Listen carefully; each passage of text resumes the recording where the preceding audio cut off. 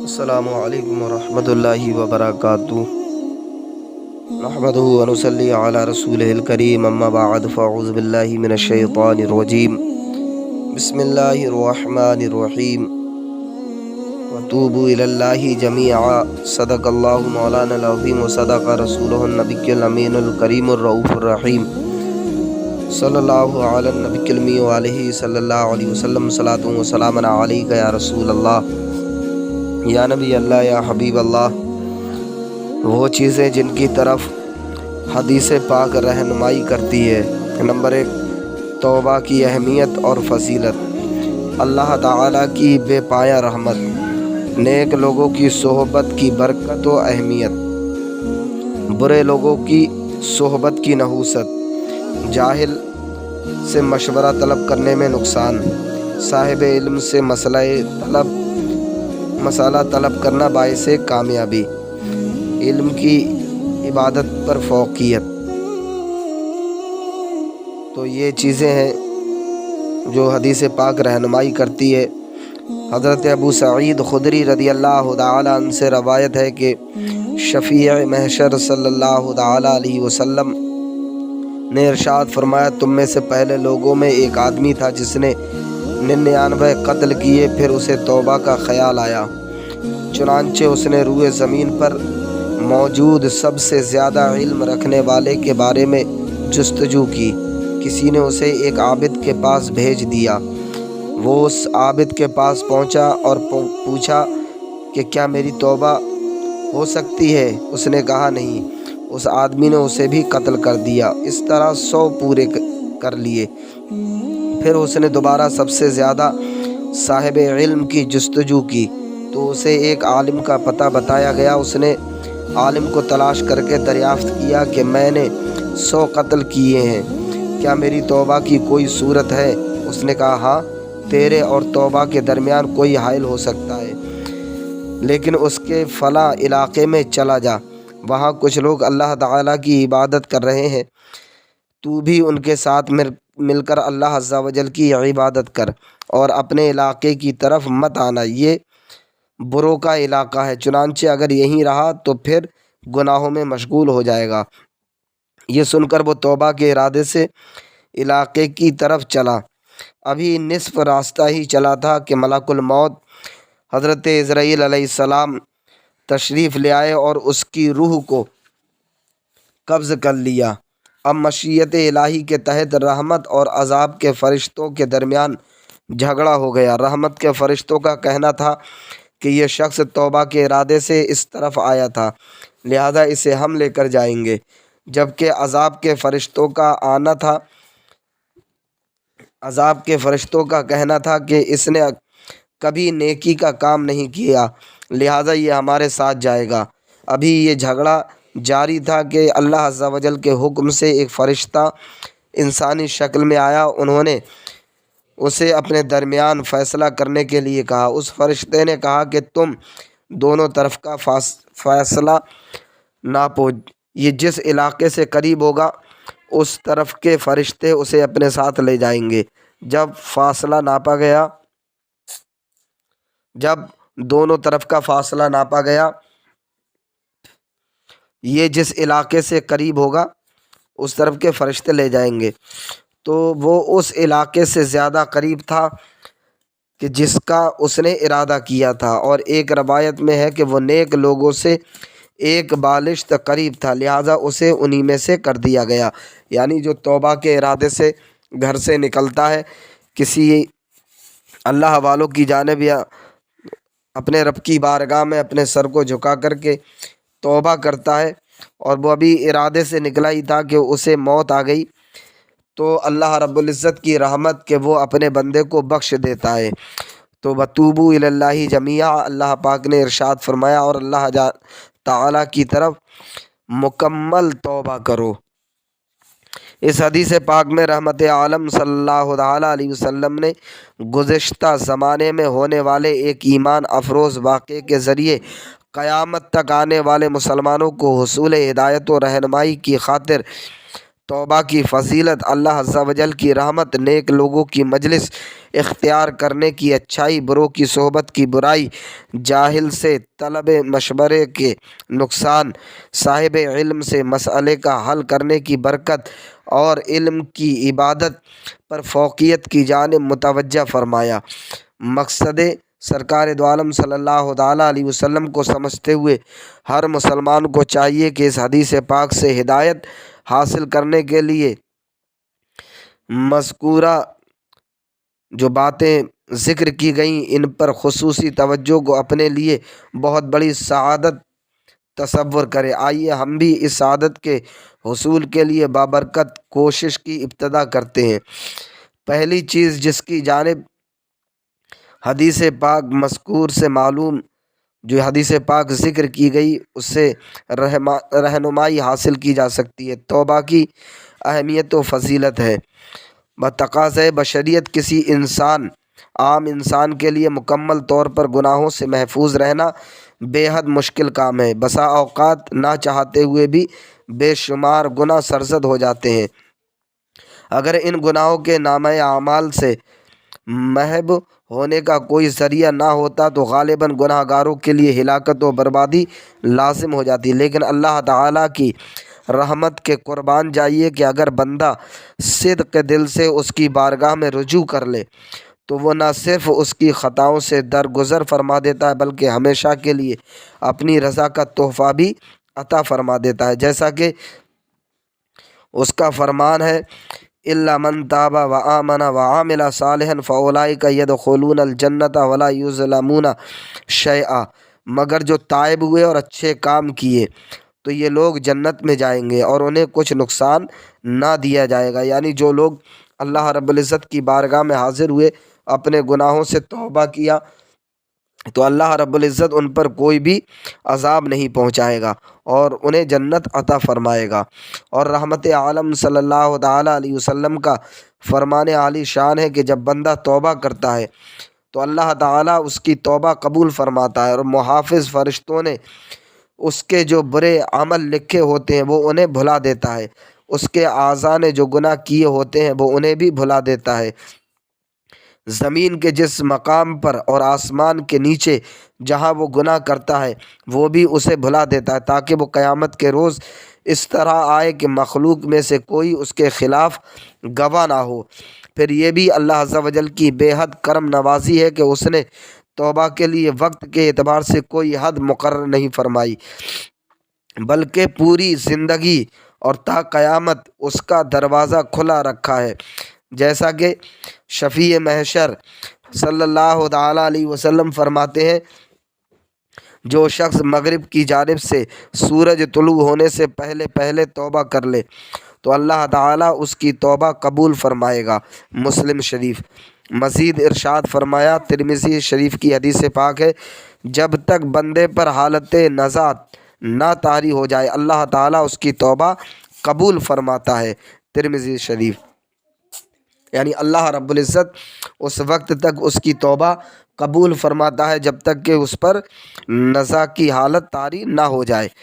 پھر اللہ تعالیٰ کا مزید احسان ہے کہ بندے کے بار بار توبہ توڑ دینے کی صورت میں بھی ناراض ہو کر عذاب و لعنت کو لازم نہیں فرماتا، بلکہ انسان جب کبھی دوبارہ اس کی جانب رجوع کرے وہ اسی رحمت و کشادگی کے ساتھ خوش ہو کر کرم نوازی کی بارش برسا دیتا ہے، جیسا کہ پیارے آقا صلی اللہ تعالیٰ علیہ وسلم کا فرمان عالی شان ہے کہ جب کوئی بندہ گناہ کر لیتا ہے اور پھر کہتا ہے اے مولا، اے میرے خدا، میں نے گناہ کر لیا، مجھے معاف کر دے، تو اللہ عز و جل فرماتا ہے میرا بندہ جانتا ہے کہ اس کا کوئی رب ہے جو گناہ معاف بھی کرتا ہے اور اس پر پکڑ بھی لیتا ہے۔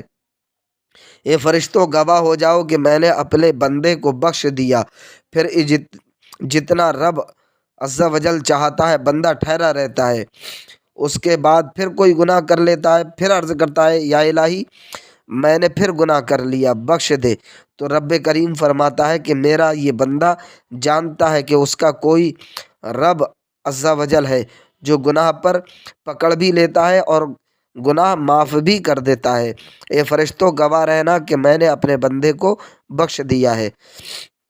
پھر جتنا رب عز و جل چاہے وہ بندہ ٹھہرا رہتا ہے، اور پھر مزید گناہ کر بیٹھتا ہے اور دوبارہ عرض کرتا ہے یا رب کریم مجھے معاف کر دے، تو رب عز و جل فرماتا ہے کہ یہ میرا بندہ جانتا ہے کہ اس کا کوئی رب ہے، تو گناہ معاف بھی کرتا ہے اور اس پر پکڑ بھی لیتا ہے۔ اے فرشتوں گواہ ہو جاؤ کہ میں نے اپنے بندے کی بخشش فرما دی، اب جو چاہے کرے۔ یعنی بار بار بندہ گناہ کرے اور رب کی بارگاہ میں توبہ کر لے تو اللہ رب العزت اس کو بار بار بخش بھی دیتا ہے، بلکہ جب اس کا بندہ توبہ کے ذریعے شیطان کے جال کو توڑ کر جہنم سے آزادی کا سامان کرتا ہے تو باوجود کہ ذات باری تعالیٰ کو اس سے کوئی فائدہ حاصل نہیں ہوتا، لیکن پھر بھی وہ اس عمل گناہ گار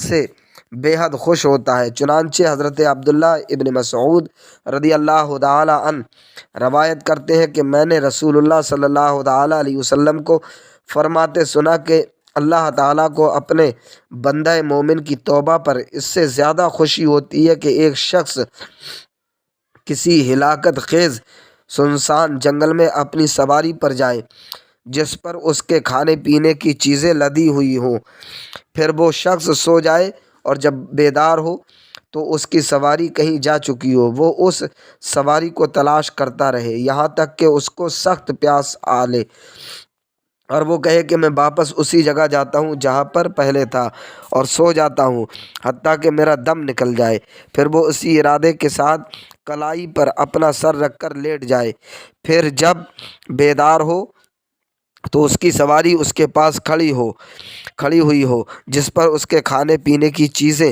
اور سامان لدا ہوا ہو، پس اللہ تعالیٰ کو مومن بندے کی توبہ سے اس سے بھی زیادہ خوش ہوتا ہے جتنا کہ وہ شخص اپنی سواری کے دوبارہ مل جانے پر خوش ہوتا ہے۔ مسلم شریف کی یہ حدیث پاک ہے۔ تو جیسا انسان گناہ کر لیتا ہے اور پھر اس کے بعد میں اپنے رب کی بارگاہ میں اپنے سر کو جھکاتا ہے، اپنے رب کی بارگاہ میں توبہ کر لیتا ہے اور گناہ وہ کرتا رہتا ہے، پھر جب وہ رب کی بارگاہ میں حاضر ہوتا ہے کہ مولا مجھ سے بڑے گناہ سرزد ہو گئے ہیں، تو مجھے بخش دے، تو اللہ رب العزت اس کی خطاؤں کو معاف فرما دیتا ہے، اس کے گناہوں کو بخش دیتا ہے۔ تو ہر ایک کو چاہیے کہ وہ جتنے بھی گناہ کر چکا ہے نادم ہو کر کے، شرمسار ہو کر کے اپنے رب کی بارگاہ میں حاضر ہو اور رب کی بارگاہ میں اپنے گناہوں سے توبہ کرے۔ دوسری چیز کی جانب حدیث کریمہ نے ارشاد فرمایا وہ اللہ عز و جل کی بے پایا رحمت ہے۔ بسا اوقات انسان کثرت گناہ کے باعث اللہ تعالیٰ کی جانب سے مایوسی کا شکار ہونے لگتا ہے۔ یہ مایوسی جتنی بڑھتی جاتی ہے بندہ اتنا ہی توبہ سے دور اور گناہوں پر دلیر ہوتا چلا جاتا ہے۔ اللہ تبارک و تعالیٰ اور اس کے حبیب کریم صلی اللہ تعالیٰ علیہ وسلم نے گناہ گاروں کو دلدل مایوسی سے باہر نکالنے کے لیے جا بجا مقامات پر تسلی بخش کلام فرمایا۔ اللہ رب العزت نے ارشاد فرمایا لا تقنطوا من رحمت اللہ ان اللہ یغفر الذنوب جمیعا، اللہ کی طرف سے نا امید نہ ہو، اللہ کی رحمت سے نا امید نہ ہو، بے شک اللہ سب گناہ بخش دیتا ہے۔ لہٰذا ہر مسلمان کو چاہیے کہ جب بھی نفس و شیطان اللہ تعالیٰ کی جانب سے مایوسی کا شکار کروانے کی ناپاک کوشش میں مصروف نظر آئے، فوراً اس آیت کریمہ اور حدیث مبارکہ کو یاد کر کے خود سے کلام کرے کہ جب اللہ تعالیٰ 100 انسانوں کے قاتل کو اپنی آغوش رحمت میں لے کر پروانہ مغفرت جاری کر سکتا ہے، یعنی اللہ رب العزت انسان کو بخش سکتا ہے، تو مجھ گناہ گار پر کرم نوازی فرمانا کیوں کر ممکن نہیں ہو سکتا؟ لیکن اس کے ساتھ ساتھ گناہوں سے توبہ کرنے کی سعادت بھی فوری طور پر حاصل کرے، یعنی فوراً جو ہے وہ اپنے گناہوں سے معافی طلب کریں، نہ یہ کہ بدبختوں کی مثل اس قسم کی آیات و अहादीस को बुनियाद बनाकर गुनाहों पर दिलेर होने की हिमाकत में मुब्तला हो जाए। और आगे इरशाद फरमाया, यौमा नबतेशुल बतशतल कुबरा इन्ना मुंतकिमून, जिस दिन हम सबसे बड़ी पकड़ेंगे, बेशक हम बदला लेने वाले हैं। यानी वो दिन भी आने वाला है क़यामत का, जिस दिन अल्लाह रब्बुल इज़्ज़त नामा अमाल का रजिस्टर हाथ में दे देगा और उस दिन पकड़ेगा गुनाहगार को और उसके गुनाहों की सज़ा मिलेगी। जैसा कि रब ताला ने दूसरी जगह इरशाद फरमाया, इन्ना बतशा रब्बिका लशदीद, बेशक तेरे रब की पकड़ बहुत सख्त है, बहुत सख्त पकड़ है। तीसरी चीज़ जिसके बारे में हदीस पाक में मुख्तसर लेकिन जामे बयान मौजूद है, नेक लोगों की सोहबत की अहमियत व बरकत। नेक लोगों की सोहबत मैसर आ जाना अल्लाह ताला का बहुत बड़ा इनाम है, क्योंकि उनकी सोहबत की बरकत से इंसान को ज़हनी पाकीज़गी, तौफ़ीक़ तौबा, तरग़ीब अमल, नफ़रत, गुनाह और परवाने निजात व मग़फ़िरत जैसे बहुत से अहम फ़वाइद हासिल होते हैं। जो हदीस पाक गुज़री उनको मुलाहिज़ा फरमाइए कि अभी वो गुनाहगार उन लोगों तक पहुंचा भी नहीं था, लेकिन उनकी बरकत से फैज़याब होकर दायमी फलाह पाने में कामयाब हो गया, और अगर पहुंच जाता तो मज़ीद इनामात का मुस्तहिक भी होता। यानी वो इंसान जिसने 99 कत्ल किए, उसके बाद में एक आबिद का, परहेज़गार का कत्ल किया, 100 कत्ल करके जब वो अल्लाह वालों की जानिब तौबा के इरादे से चला, अभी उनके पास में पहुंचा भी नहीं था कि अल्लाह रब्बुल इज़्ज़त ने उसको बख्श दिया, उसको मौत आ गई तो उसको बख्श दिया। और अगर वो अल्लाह वालों की बारगाह में पहुंच जाता तो न जाने अल्लाह रब्बुल इज़्ज़त उसे क्या क्या इनाम अता फरमाता। एक और रवायत में सरकार दो आलम सल्लल्लाहु अलैहि वसल्लम ने उन्हीं बरक़ात की जानिब इशारा करते हुए इरशाद फरमाया कि अल्लाह ताला के कुछ फ़रिश्ते ज़िक्र की मजालिस की तलाश में घूमते रहते हैं, तलाश में कामयाबी की सूरत में उस मजलिस में बैठ जाते हैं और हाज़रीन को अपने परों में छिपा लेते हैं। इस तरह फ़रिश्ते आसमान और ज़मीन के दरमियान फ़िज़ा में फैल जाते हैं। जब ज़ाकिरीन ज़िक्र से फ़ारिग होते हैं और फ़रिश्ते आसमान पर जाते हैं तो अल्लाह ताला इल्म रखने के बावजूद उनसे दरियाफ़्त फरमाता है, फ़रिश्तों तुम कहाँ से आ रहे हो? वो अर्ज़ करते हैं, हम ज़मीन से तेरे उन बंदों के पास से आ रहे हैं जो तस्बीह व तहलील, तमहीद और तेरी बड़ाई बयान करने में मशगूल थे और तुझसे सवाल कर रहे थे। रब करीम दरियाफ़्त फरमाता है कि वो क्या सवाल कर रहे थे? फ़रिश्ते अर्ज़ करते हैं कि वो तेरी जन्नत मांग रहे थे। रब ताला फरमाता है कि क्या उन्होंने मेरी जन्नत को देखा है? फ़रिश्ते अर्ज़ करते हैं नहीं। अल्लाह ताला फरमाता है अगर वो जन्नत को देख लेते तो उनका क्या हाल होता? फिर फ़रिश्ते अर्ज़ करते हैं कि ए रब करीम, वो तुझसे पनाह के तलबगार थे। अल्लाह ताला दरियाफ़्त फरमाता है वो किस चीज़ के बारे में मुझसे पनाह तलब कर रहे थे? फ़रिश्ते कहते हैं कि वो तेरी दोज़ख के खौफ से पनाह मांग रहे थे। रब ताला दरियाफ़्त फरमाता है कि क्या उन्होंने मेरी दोज़ख को देखा है? फ़रिश्ते कहते हैं नहीं। अल्लाह अज़्ज़ा वजल फरमाता है कि अगर वो दोज़ख को देख लेते तो उनका क्या हाल होता? फिर फ़रिश्ते अर्ज़ करते हैं कि या रब करीम, वो बख्शिश भी तलब कर रहे थे। उस वक्त अल्लाह अज़्ज़ा वजल फरमाता है कि गवाह हो जाओ, मैंने उनको बख्श दिया जो तलब कर रहे हैं, अता कर दिया, और जिस चीज़ से पनाह के तलबगार थे उससे पनाह भी अता फरमा दी। ये सुनकर फ़रिश्ते अर्ज़ गुज़ार होते हैं, ए हमारे रब अज़्ज़ा वजल, उनमें एक गुनाहगार बंदा भी था, वो गुज़रते हुए उनके पास बैठ गया था। रब ताला फरमाता है कि मैंने उसे भी बख्श दिया, क्योंकि वो ऐसी कौम है कि जिनके पास बैठने वाला भी महरूम नहीं रहता। यानी जो अल्लाह की मजलिस में جہاں اس کا ذکر خیر ہوتا ہو، نبی پاک صلی اللہ تعالیٰ علیہ وسلم کا ذکر ہوتا ہو، اگر بدکار بھی اس محفل میں بیٹھ جائے تو اللہ پاک ان کے صدقے میں اسے بھی بخش دیتا ہے، اس کی بھی خطاؤں کو معاف فرما دیتا ہے۔ تو وہ رب تعالیٰ اپنے بندوں سے کس قدر محبت فرما رہا ہے، کتنی محبت کر رہا ہے۔ تو ہر ایک کو چاہیے کہ جہاں اللہ و رسول کی محفل ہو، ذکر خیر ہو، اللہ رب العزت کا اور اس کے محبوب کا ذکر ہو، ایسی مجلس میں ضرور بیٹھیں اور اپنے گناہوں سے توبہ و استغفار کریں۔ چوتھی چیز جس کے بارے میں بھی حدیث پاک میں مختصر لیکن اہم ترین بیان موجود ہے، برے لوگوں کی صحبت کی برائی ہے۔